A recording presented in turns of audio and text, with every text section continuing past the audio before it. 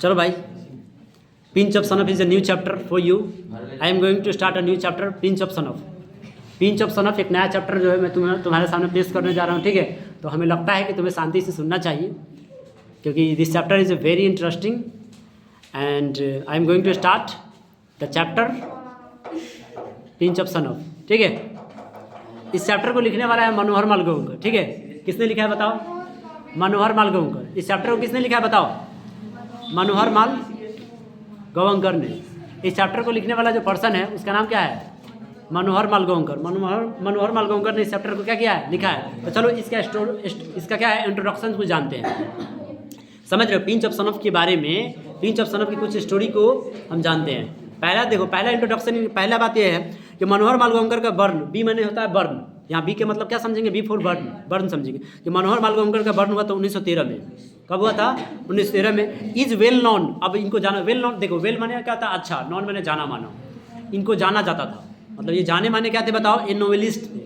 एक और बात समझना, ये जाने माने क्या थे बताओ? नोवेलिस्ट. नोवेलिस्ट का मतलब क्या था? उपन्यासकर्ता. जो उपन्यास लिखता है, समझ रहे हो? उसे हम क्या कहते हैं? उपन्यासकर्ता. जो सीरियल विरियल होता है, समझ रहे हो? जो उसको लिखने का कार्य करता है, ठीक है, एक सीरीज में लिखने का काम करता है, तो उसके लिखने वाले पर्सन को कहते हैं नोवेलिस्ट. क्या कहते हैं? Novelist. Novelist is a person that writes a serials, that can writes, that is something writes in series. समझ रहे हो?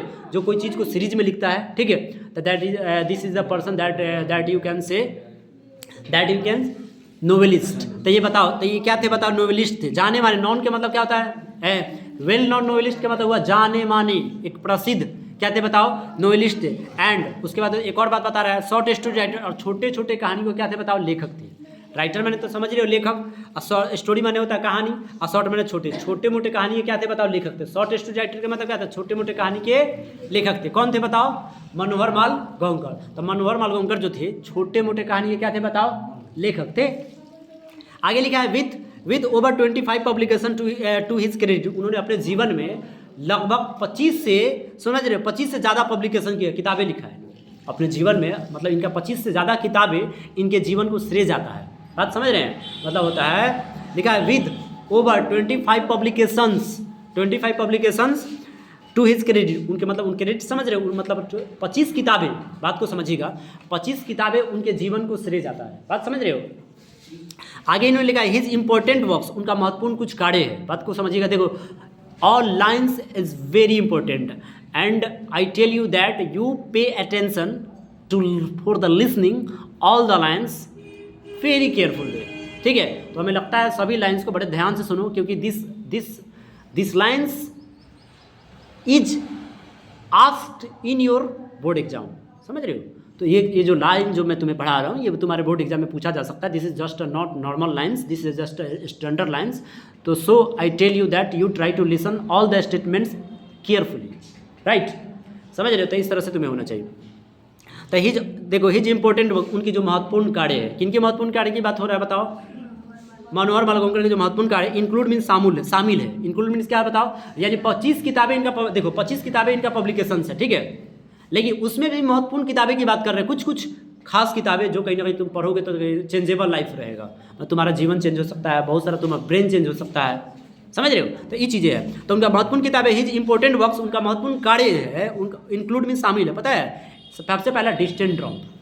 सबसे पहला उनका महत्वपूर्ण किताब काम क्या है? उनके महत्वपूर्ण किताबें क्या है जिनके ऊपर उन्होंने काम किया है? तो नाम है पहला डिस्टेंट ड्रॉप. पहला क्या नाम है?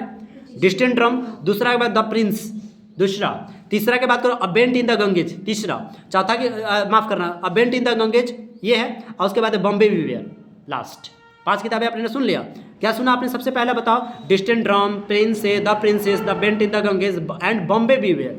5 important books written by Manohar Malgonkar. This is just a very important books. तो I tell you should remember these books in your mind because these books asked in your exam. ये किताबें तुम्हारे एग्जाम में पूछा जा सकता है, इसलिए कहीं ना कहीं इसको बड़े ध्यान से अपने दिमागों में बैठा के रखो. राइट? चलो भाई, आगे लिखा है द प्रेजेंट शॉर्ट स्टोरी. ये जो प्रेजेंट, देखो अब प्रेजेंट शॉर्ट यानी कि प्रेजेंट शॉर्ट स्टोरी का मतलब हुआ the present short story pinch of son of taken from contemporary Indian short stories in English. समझना ध्यान से, बड़े गहराई से क्या लिखा है इन्होंने, समझना. अब देखो क्या लिखा है, एक मिनट. चलो भाई ऐ सुनो, क्या लिखा प्रेजेंट शॉर्ट स्टोरी, मतलब प्रेजेंट शॉर्ट स्टोरी समझते हो, मतलब इन्होंने बहुत सारी कहानी लिखा, लेकिन कोई तो कहानी जरूर होगा जो इन्होंने लास्ट में लिखा होगा, ऐसा होगा कि नहीं। तो उसी पिंच ऑफ सनफ को कहा गया प्रेजेंट शॉर्ट स्टोरी। क्या कहा गया? एक छोटी कहानी। 84 पैराग्राफ में इन्होंने लिखा है, लेकिन इसको कहा गया है कि प्रेजेंट शॉर्ट स्टोरी नाम है उसका पिंच ऑफ सनफ। अब पता है पिंच ऑफ सनफ को लिया गया, टेकन मैंने लिया गया, पता है कहाँ से? फ्रॉम मीन से, जहाँ से लिया जाता है कोई चीज़ को वहाँ से लिखते हैं फ्रॉम। जैसे होता है, ध्यान से सुनिएगा, जैसे फ्रॉम के बारे में एक चीज़ बताता हूँ, फ्रॉम का प्रयोग तब करते हैं जब सोर्सेस के लिए, सोर्सेस के सेंस में, सोर्स के सेंस में, वो कंडीशन में क्या लगाते हैं? फ्रॉम। जैसे होता है तुमने इसे कहाँ से सीखा, कहाँ सीखा? तो आई टॉट, टॉट मैंने क्या होता है? सीखना, कि सिखाना, सिखाना, पढ़ाना या सिखाना। तो आई रेड कर सकते हो, आई रेड फ्रॉम यू, मैंने तुमसे सीखा। जैसे होता है मैं, आपने इस किताब को कहाँ से खरीदा? तो I bought this book from your shop, I bought मैंने खरीदा, दिस बुक इस किताब को, फ्रॉम मीन से दिस बुक, दिस शॉप, माफ करना, इस दुकान से, ठीक है। तो बच्चा ये लिखा है present short story pinch of snuff है टेकन, डायरेक्टली लिख दिया तो वर्ड पे थर्ड फॉर्म। एक का मतलब प्रेजेंट शॉर्ट स्टोरी जो पिंच ऑफ सनफ है इसको लिया गया है, पता है कहाँ से लिया गया? पढ़ो, कॉन्टेम्प्रोरी इंडियन शॉर्ट स्टोरीज, कोई चीज़ है जिसमें बहुत सारा कहानियाँ रखा गया है, नाम उसका क्या है? Contemporary Indian short stories. कोई चीज़ है जिसमें बहुत सारा कहानियाँ रखा गया, उनमें से लिया गया है इंग्लिश में। बोलो कोई दिक्कत है क्या? अब ये जो पिंच ऑफ सनफ जो है, अब आ जाओ, अब कॉमा से कॉमा बात काट देगी। देखो कॉमा, टेकन से पहले कॉमा है, और बाद इंग्लिश के बाद कॉमा है, देखोगी तो थोड़ा समझ में आएगा। उसके बाद पिंच ऑफ सनफ के लिए लिख दिया इज, क्या लिख दिया बता? इज। ये जो पिंच ऑफ सनफ मेरे भाई जो कहानी है, वो इज मीन्स वो है, पता है? फुल, फुल मीन्स क्या था? भरा हुआ, ऑफ मीन्स के, वीट मीन्स बुद्धि। ये जो है, ये जो कहानी पिंच ऑफ सनफ है, इज फुल ऑफ वीट, ये पूरे बुद्धि से भरा हुआ है, बुद्धि से भरा हुआ, बुद्धि से। इसमें बुद्धिमानता की काम बहुत है, इसको पढ़ोगे तो पता चलेगा क्या यार बुद्धि की बात किया गया। This is a very interesting, this is a very interesting line, कि बताओ भाई इसमें बड़ी बुद्धि की बात किया गया है, ठीक है। आगे कहानी पढ़ोगे तो बड़ा मजेदार है, this story is very interesting and if you read, if you listen, if you read this story is very interesting, I tell you। आगे लिखा एंड एडवेंचर, समझ रहे हो? ये कहानी जो है, this story is full of wit and adventure. इसका मतलब क्या हुआ?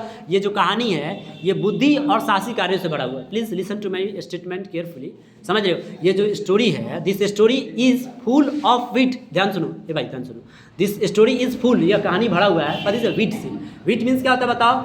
बुद्धि। क्या होता है बुद्धि? एडवेंचर के मतलब साहसी कार्य, हिम्मत, यानी कि मनोहर मालगोंकर का, समझ रहे हो? ये इन्होंने जो चैप्टर में लिखा है तो उसमें एक हिम्मत भी दिखाया है कि ये भाई, ये हिम्मत की बातें भी दिखाया गया है, और हिम्मत के साथ साथ बुद्धिमानी की भी बातें दिखाया गया इस चैप्टर में। आगे लिखा रीडर एक्साइटमेंट, एक्साइटमेंट समझ रहे हो? मतलब उसी बात को सोचना। एक्साइटमेंट का मतलब क्या होता है? कोई चीज़ को लेकर के आप सिर्फ सोचते रहते हैं, उसी को कहते हैं एक्साइटमेंट। क्या कहते हैं? Excitement is the word that you decide only one the things, समझ रहे हो? You can say in the another way excitement. क्या कर सकते हो? इसके लिए एक और वर्ड आपने सुना होगा, एक्साइटेड, बड़ा excited, this is just adjective, समझ रहे हो? लिखा है देखो, द रीडर, रीडर के मतलब समझ रहे? पढ़ने वाला, पढ़ने वाला का जो एक्साइटमेंट है वो इज बिल्डअप, वो भर जाता है। बिल्डअप मैंने होता है भर जाना, थ्रू मीन्स होता है के माध्यम से। कभी में एक्यूरेसी, एक्यूरेसी मैंने संपूर्णता, कैसे बताओ? संपूर्णता। And perform comedy of Manohar Malgonkar narrator, Manohar Malgonkar के जो नैरेटर है उसके कॉमेडी के प्रदर्शन से कहीं ना कहीं लोग एकदम एक्साइटेड रहता है, कि सोचता ही है कि भाई एक और लाइन बताओ मैं समझ लूँ, एक और लाइन में सुन लूँ, इस तरह से कहीं ना कहीं कहानी है। बोलो समझ में आया कि नहीं? इंट्रोडक्शन